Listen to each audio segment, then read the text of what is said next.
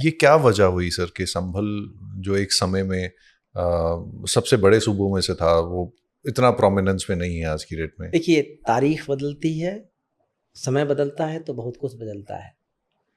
बहुत पुराने शहर कई जगहों पर समाप्त हो गए, नए शहरों ने उनकी जगह ले ली।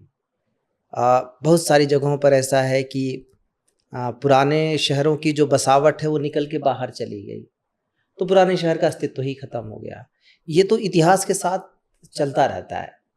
मुरादाबाद संभवतः मध्य में पड़ने के कारण कि यहाँ से कनेक्टिविटी ज़्यादा होने के कारण मुरादाबाद ज़्यादा इम्पॉर्टेंट हो गया। और सबसे ज़्यादा अगर किसी चीज़ को ब्रिटिश पीरियड में किसी चीज़ ने इम्पोर्टेंस दी तो वो थी रेलवे लाइन। तो ट्रेन का जो रूट था वो चंदौसी से था, संभल से नहीं है। और इसी तरह मुरादाबाद से ट्रेन का रूट तो है जो कि जाके कनेक्ट करता है काठगोदाम, और कम से कम उत्तराखंड को तो कवर करता ही है। तो इस दृष्टिकोण से देखें तो जैसे जैसे कम्युनिकेशन के माध्यम बदलते हैं उसी तरह जगह का इंपॉर्टेंस भी बदलता है। तो कनेक्टिविटी एक बहुत बड़ा रीजन रहता है किसी भी शहर के बड़े होने का, या फिर नॉट और may be dying down as well as a big city, जैसे संभल के साथ हुआ। जैसे मुरादाबाद की कनेक्टिविटी दिल्ली से बहुत अच्छी है और लखनऊ से भी बहुत अच्छी है। तो ये भी एक खास वजह है कि ये जो दिल्ली के साथ, जैसे दिल्ली एनसीआर में जो पड़ जाते हैं जितने भी शहर, जैसे मेरठ भी अब दिल्ली से कनेक्टिविटी बहुत अच्छी है, तो ग्रोथ बहुत तेजी से हुई है। सिमिलरली मुरादाबाद, तो ये भी एक वजह मेजर है। इब्न बतूता आया था इस एरिया में, उसने केवल 2 शहरों का उल्लेख किया है, अमरोहा का और संभल का। तो जाहिर सी बात है कि उसके समय में यही दोनों महत्वपूर्ण रहे होंगे।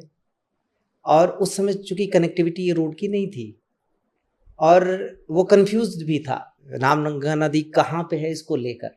उसने रामगंगा को गंगा कहा, गंगा को भूल गया, क्योंकि उसने रामगंगा को मुरादाबाद के पूरब बताया जबकि पश्चिम में अमरोहा के, और मुरादाबाद का तो उसने नाम भी नहीं लिया, अमरोहा के, जबकि है उल्टा।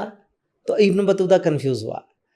वेनसांग जब आया तो वेनसांग के आने का रास्ता था अहिक्षत्र से होता हुआ ये आया, और अहिक्षत्र से रामपुर नदी के किनारे किनारे, कोसी नदी के किनारे किनारे, और फिर वो होते हुए गया था मंडावर। तो जब आपके कम्युनिकेशन के माध्यम बदलते हैं, और एक टाइम में ऐसा था कि ट्रेन, आज भी ट्रेन बहुत महत्वपूर्ण माध्यम है। ट्रेन से जो जगहें कनेक्टेड हो, पहले जो शहर बसते थे नदियों के किनारे बसते थे, तो क्यों नदी मार्ग से आवागमन बाद में बहुत ज़्यादा हो गया, जबकि पहले हमारे जो देश में समुद्र के मार्ग से, नदियों के मार्ग से तो पहले भी परिवहन होता था, समुद्र मार्ग से हम बहुत बाद में जुड़े। जो लोग बाहर से आए उनके लिए वो माध्यम ज़्यादा महत्वपूर्ण था। तो ये जो आवागमन के माध्यम हैं, इन्होंने बहुत कुछ किया है। अब तकनीक ने सबको एक बराबर कर दिया है। आप कहीं पे भी हों, तकनीक से आप जुड़ सकते हैं। अब तो छोटे शहर भी आप ऑर्डर करिए और आपके घर पे डोर स्टेप पे कोई भी चीज़ डिलीवर हो जाती है।